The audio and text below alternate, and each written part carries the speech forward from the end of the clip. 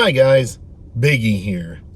I'm coming to you with a special episode today that's very near and dear to my heart.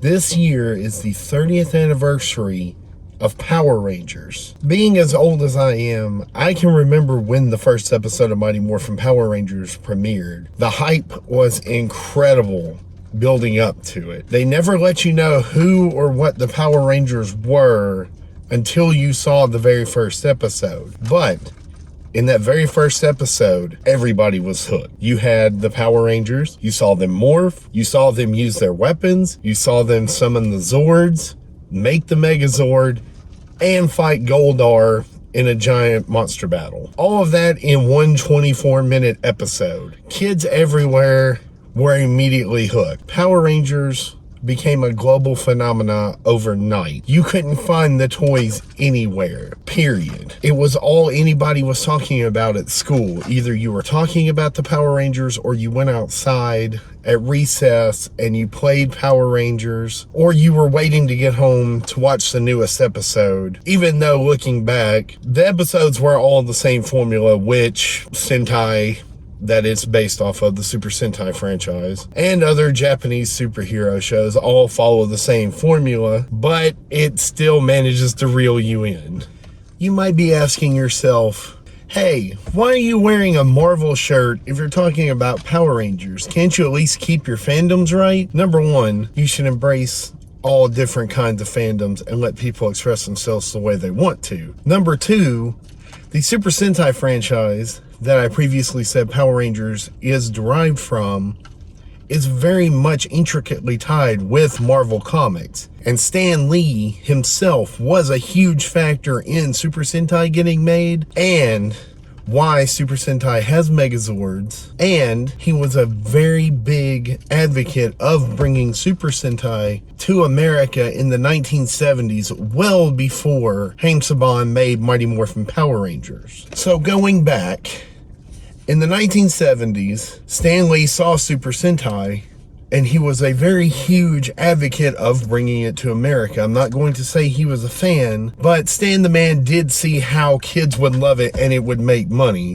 which history has proven correct. The first endeavor Marvel did with Toei that makes Super Sentai was actually Spider-Man. And Spider-Man is the reason that the Power Rangers have Megazords. Just a little nugget of information there. Spider-Man was the first Japanese superhero to have a transforming mecha, Leopardon. And it was the basis for the different mecha and mecha combinations in the Super Sentai franchise going forward. After Spider-Man became a success, Marvel teamed up again with Toei to make Battle Fever J, which was originally going to be an Avengers show. However, it had to be retooled due to contract issues of some kind, so it simply became a Japanese superhero show with the different heroes having the motifs of different nations around the world. Another little fun fact, one of the heroes was based off Captain America, but it was a woman named Miss America, who Marvel reclaimed in 2011 and was featured predominantly in Doctor Strange in the Multiverse of Madness. Anyway, Battle Fever J proved to be successful enough for Sentai to keep going, and Marvel helped produce the next Sentai series, Denshi Sentai Denjiman, which was also very successful, and produced a direct sequel, which is fairly rare in the Sentai world, of Taiyo Sentai's son Vulcan, which is what Stan Lee wanted to bring to America.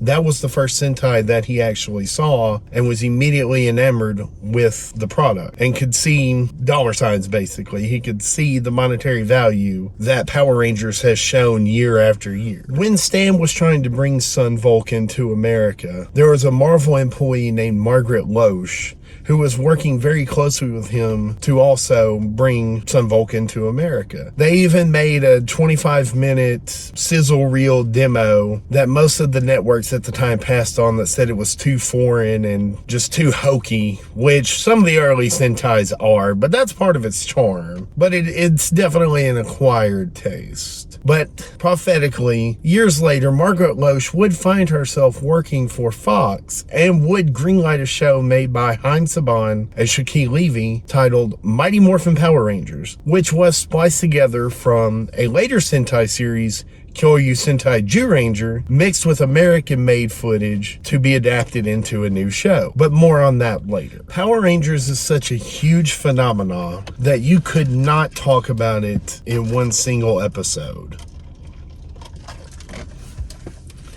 Of really any kind of show, unless you wanted to make a 3 or 4 hour long documentary about it. So therefore, I'm going to be splitting this 30th anniversary Power Rangers retrospective into multiple parts. I know in this, I talked a lot about Sentai, but Sentai and Power Rangers, they're spiritual siblings. You couldn't really have one without the other anymore, as Sentai was the base footage that Saban used to make Power Rangers. However, due to their close working relationship and the popularity of the show, they eventually started just working together and brainstorming together and working off of each other. So one really could not survive without the other anymore, I don't believe. Now, as I've gotten through most of the backstory and talked a little bit about Stan Lee and Marvel and how they're tied with Power Rangers, in the next episode, I will be delving into Mighty Morphin Power Rangers and how it changed the world.